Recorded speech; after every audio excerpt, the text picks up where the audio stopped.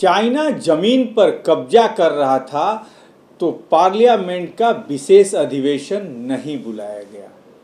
Corona काल या corona अपने चरम सीमा पर था तब पार्लियामेंट का विशेष अधिवेशन नहीं बुलाया गया।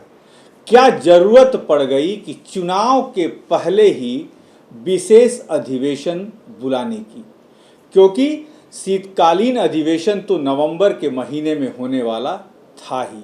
ये निश्चित तौर पर प्रधानमंत्री की कहीं न कहीं चाल है समय से पहले चुनाव करा देने की। मल्लिकार्जुन खड़गे कांग्रेस के अध्यक्ष हैं और अभी अभी जो बैठक थी, जो इंडिया की बैठक चल रही थी मुंबई में, वो खत्म हुई है और मल्लिकार्जुन खड़गे ने तमाम बिंदुओं पर प्रकाश डाला और उन्होंने सबसे बड़ी बात यही कही कि जब देश पर विपत्ति आती है तो प्रधानमंत्री विशेष अधिवेशन नहीं बुलाते हैं, लेकिन जब उनकी मर्जी हो विशेष अधिवेशन बुला लेते हैं। क्या कुछ कह रहे हैं कांग्रेस अध्यक्ष खड़गे, सुनवाते हैं आप। और खास करके मोदी जी हमेशा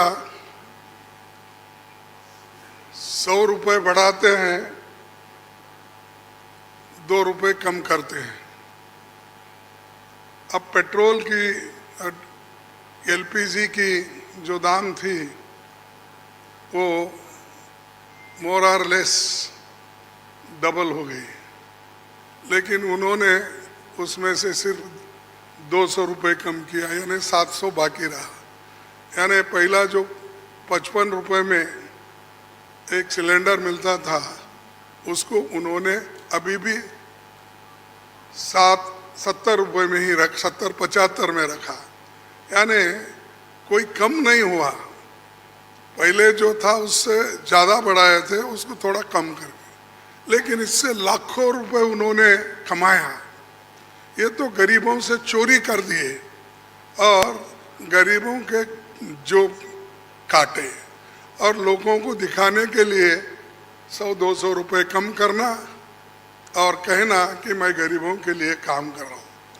मोदी साहब गरीबों के लिए कभी भी काम नहीं करेंगे, ये यकीन मैं दिलाता हूँ, क्योंकि उनकी हमेशा यही रणनीति रही है कि गरीबों के खिलाफ काम करते हैं।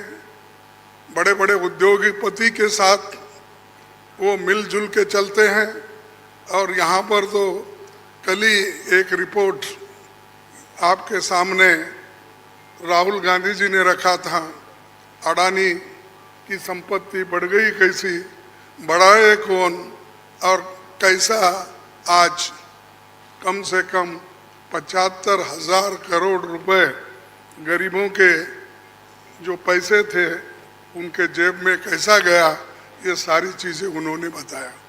तो ये जो है, इसके खिलाफ लड़ने के लिए जो बड़े बड़े सरमाएदार हैं और उनको जो पैसा जा रहा है हमारा गरीब का, तो उसको रोकने के लिए इंडिया जीतना जरूरी है और इंडिया जीतने के लिए ही इस मंच पे सभी लोग बैठे हैं।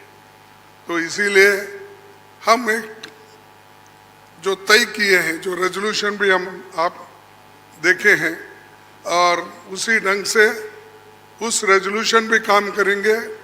हर जगह मीटिंग करेंगे, हर स्टेट कैपिटल में हम जाएंगे और जो ये मुद्दे हैं, इन्फ्लेशन का हो, अनएम्प्लॉयमेंट का हो, हर चीज़ की जो बढ़त हो रही उसका हो, और ऑटोनोमस बॉडीज को सत्यानाश कर रहे हैं और चाहे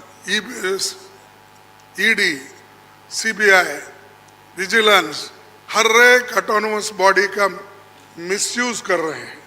ऐसा कभी नहीं हुआ। मैं भी मोर और लेस शरद पवार जी साहब के बाद मेरा नंबर लगता है। मैं भी 55 साल से पॉलिटिक्स में हूँ और 52 साल से एमएलए, एमपी, राज्यसभा का मेंबर हूँ। मैं ऐसा नहीं देखा, कोई ऐसा चीफ मिनिस्टर किया नहीं ऐसा।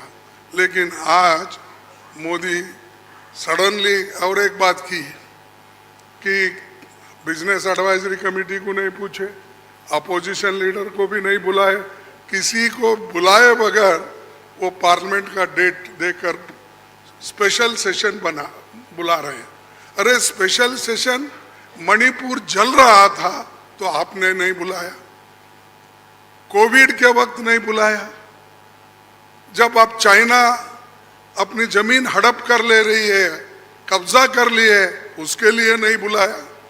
लोग तंग और तबाह इसमें ये हमारा नोटबंदी के वक्त परेशान थे, माइग्रेंट वर्कर परेशान, उस वक्त नहीं बुलाया। जब जब मुल्क अपने मुश्किल में रहता उस वक्त उन्होंने कभी नहीं बुलाया। अब क्यों बुलाया मुझे मालूम नहीं, आज का एजेंडा क्या है उनका मालूम नहीं। तो ये देश चलाने की रीत नहीं है, ये उन्होंने आहिस्ता आहिस्ता डिक्टेटरशिप की तरफ जा रहे हैं।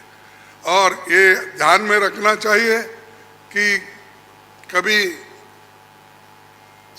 वो मीडिया उनके साथ है, वो एक उनके दिमाग में है, प्रेस मीडिया हो, टीवी हो, ये सारी चीज़ें मेरे पास है, ये उनका कहना है। और हमको कभी कभी ऐसा दिखता भी है, माफ़ करो क्योंकि मैं ऐसा बोल रहा हूँ समझ के, आप गुस्से में आके हमारे खिलाफ मत लिखो। तो जो कुछ है वस्तु स्थिति, आपको भी मुंह को ताला लगाया, हाथ बंद दिए आपके भी लिखने के, ये सारी चीज़ें कर रहे हैं और आहिस्ता आहिस्ता डिक्टेटर के तरफ वो जा रहे हैं। तो हम इसके खिलाफ लड़ने के लिए, उनके विचारधारा के खिलाफ लड़ने के लिए, उनके जो कुछ भी ये करप्शन, बड़े करप्शन, उनके जो इंस्टीट्यूशनल करप्शन होते हैं, ऐसा छोटा मोटा करप्शन वो नहीं करते, लोगों को नहीं दिखना वो पूरा। लेकिन सीएजी रिपोर्ट में दिखाया है कितने करोड़ घपले हो गए हैं। तो उनका करप्शन इनविजिबल है और वो हमेशा अपनी बात ये कहते हैं कि मैं किसी को न खाऊंगा न किसी को खाने दूंगा। लेकिन खाने तो सबको दे रहे हैं, अपने को जो चाहते हैं उनको तो दे रहे हैं, लेकिन लोगों को भूखे मार रहे हैं, लोगों को कुछ नहीं दे रहे। तो इसके लिए हम आवाज़ उठाए और उसके तहत हम काम करना है। तो ये थे खड़गे कांग्रेस अध्यक्ष, जिन्होंने तमाम बातों पर चर्चा की, किस तरीके से अब आगे की रणनीति अपनाई जाएगी ये भी मंच से उन्होंने बताया। अब देखना ये है कि जो तमाम बड़े दलों के नेता जिन्होंने जो बातें मंच से कही है उसे मैदान पर पहुंचकर कितना उतारते हैं, ये तो वक्त बताएगा।